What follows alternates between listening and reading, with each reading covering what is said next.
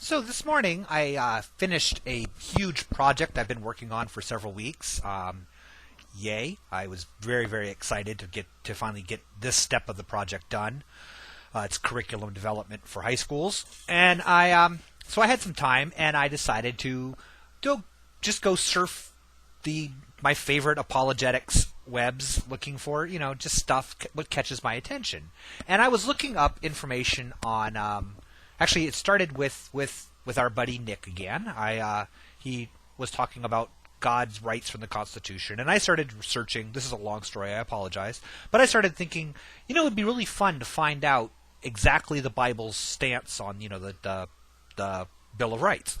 And I never quite made it that far because I was actually on the right to bear arms and was searching information on the apologetics webs on the right to bear arms, and I came across a quote from Genesis 4 about Cain and Abel, which has nothing to do with the right to bear arms, although they linked it somehow.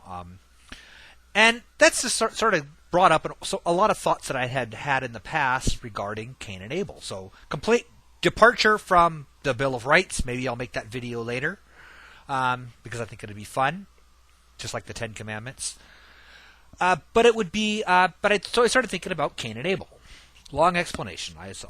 Again, I'm very sorry for that. And so, just in case, I'm sure everybody knows the story. It's become kind of iconic.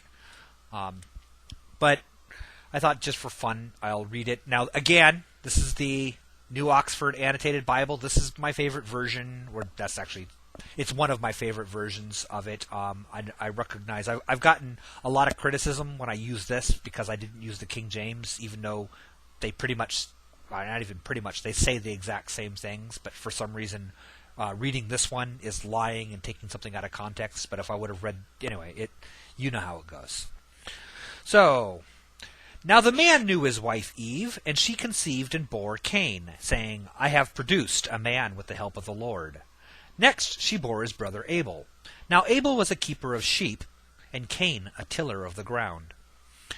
In the course of time, Cain brought to the Lord an offering of the fruit of the ground, and Abel, for his part, brought of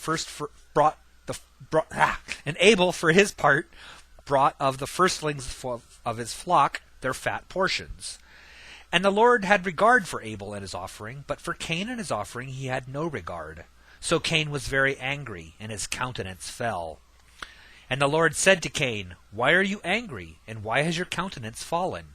If you do well, will you not be accepted? And if you do not do well, sin is lurking at the door. Its desire is for you, but you must master it. Now, of course, at that point, Cain goes on, kills his brother, and all of that. Now, it's a very interesting verse, and it's fascinating because I don't believe in the Bible at all, but that doesn't mean that I don't, I believe it exists, and in its existence, I believe it has an extremely long, complex, and rich history. Why did this make it in there? Why is this? What does that passage mean? What did it mean 1,000 years ago? What did it mean 2,000 years ago? What did it mean when it was first written? Or what did it mean when the storyteller first articulated it? Those kinds of questions are really interesting to me and fascinating.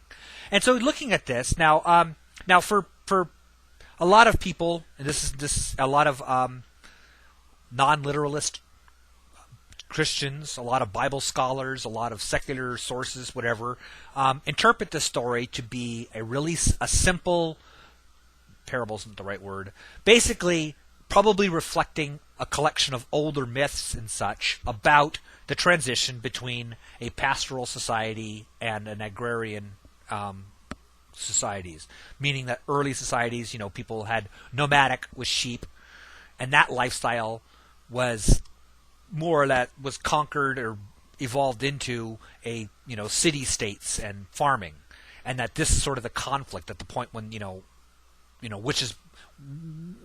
which of those lifestyles is more righteous according to the God of the time, and because it was written by the pastoral people, we're hearing that God favored the sheep, favored that.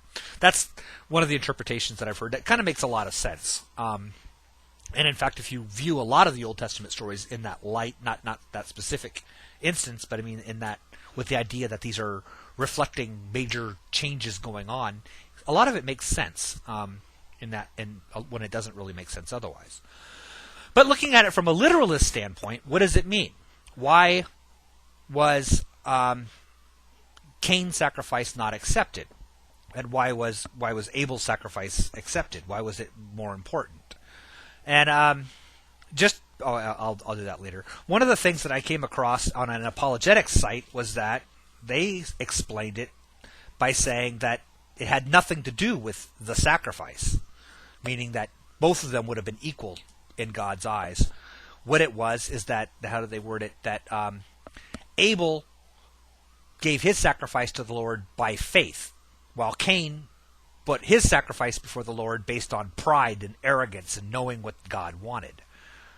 Meaning it was the intent of the sacrifice, not the actual thing itself. Meaning that Abel could have brought, a handful of dirt, but he had faith, so therefore God loved it.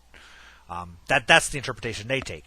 And so that's an interesting viewpoint. So I started Googling that and looking up references for that kind of thing, looking at different keywords.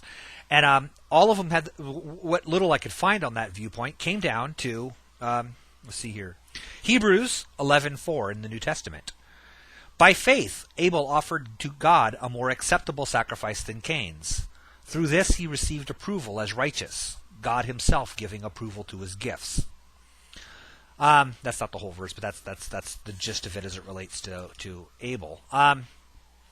Basically, that's the justification. So, taking what I just read from Genesis, which Genesis 4 1 through 7, that verse, which says nothing about faith, it says nothing about the intent of the sacrifice, it says nothing about it. The only clue you get about anything is where God's telling Cain, if you do well, you'll be accepted. Meaning, anybody reading it literally would say, in other words, bring me a fucking sheep next time. That's kind of what you would get out of it. Don't be sad. Just next time, do it right.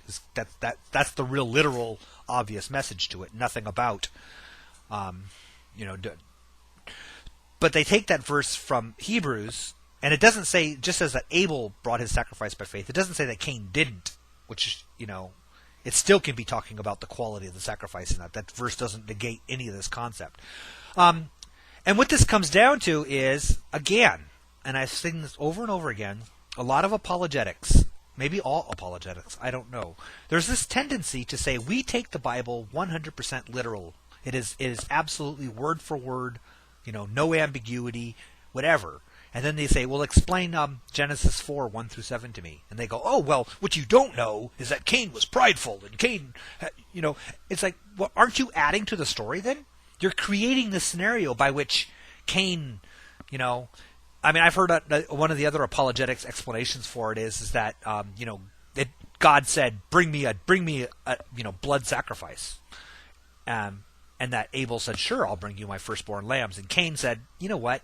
I'm going to fucking pull up some weeds and I'll bring those instead. God won't know the difference. In other words, that's their explanation, that Cain just didn't really care too much and Abel took the time.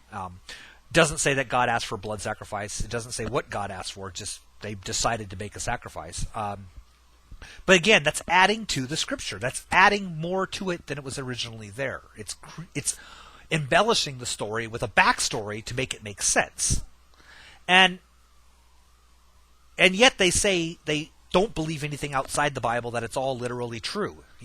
There's a discrepancy there, and I've had apologists argue back to me on that point, going, "No, we just see what's obviously there that you can't see." And it doesn't make sense. I'm going to end this now, but I'm going to read from my actual favorite Bible, the Queen James Version, chapter 4, 1 through 7. Adam fucked Eve with brutal passion and kept her constantly pregnant to inflict the pain of Godfather's childbirth curse on her as often as possible. They named the firstborn son Cain and the second son Abel.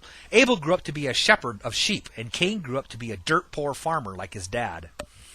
One day, Cain proudly picked some fruits and vegetables from his garden and presented them to the Godfather as a love offering, and Abel brought the first and best of his flock of sheep as his love offering. The meat thrilled the great Jehovah, as bloodthirsty as he is, But he spurned the garden produce. As we shall see, this was just the first of many instances in which the all-good, all-kind, and all-loving Yahweh, Jehovah, will show favoritism for no rational reason. Cain sobbed hysterically.